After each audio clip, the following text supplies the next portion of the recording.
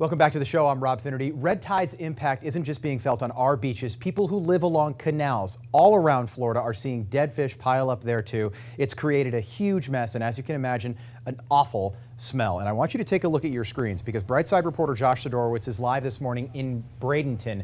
And Josh, I cannot believe the sight behind you, so I'm just going to let you take it from there. But just shocking when we first saw your live shot go up this morning.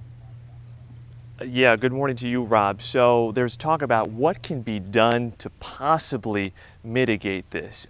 We are in one of those neighborhoods you were talking about where the canals are, Coral Shores neighborhood off Cortez Road. And I will tell you what, you did not have to see the fish though this morning to know that they were there. You could smell just the rancid smell.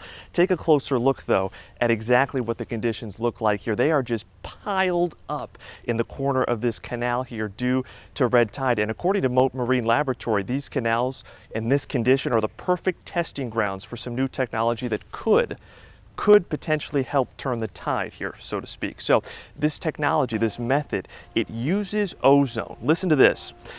Pumps suck water in and actually mix it with ozone and then dump the treated water back out into these canals, good as new.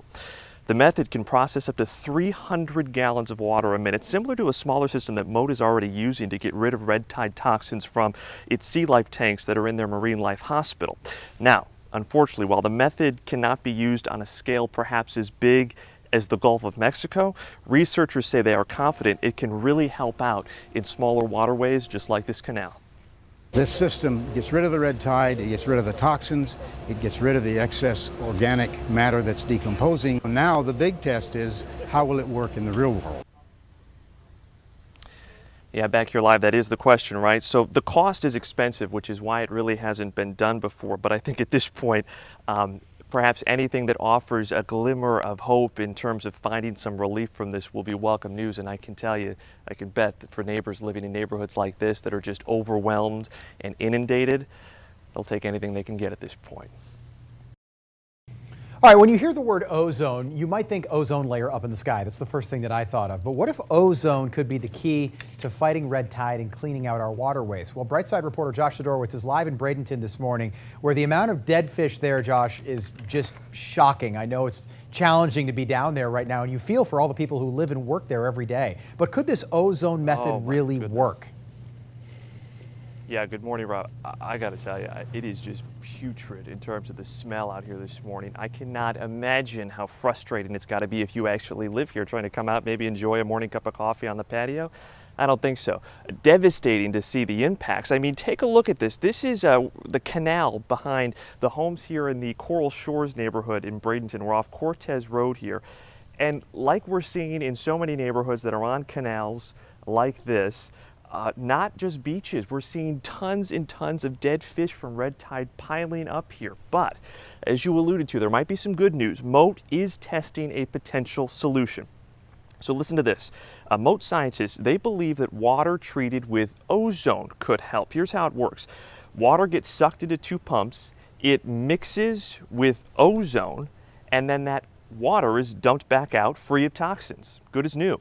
Up to 300 gallons of water in a minute could be processed. Mote actually uses a smaller system like this to get rid of red tide tanks in their marine hospital laboratories. Now, well, they want to see if it works in the real world. It's quite expensive.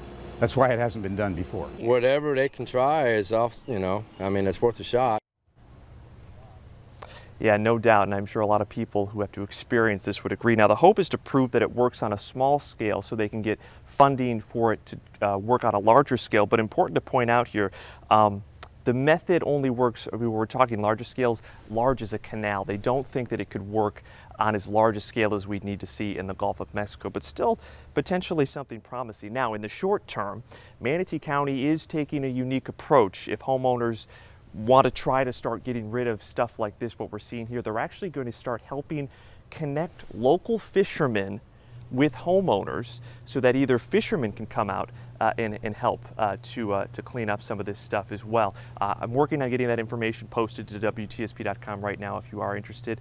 I want to toss it back into studio, meteorologist Grant Gilmore.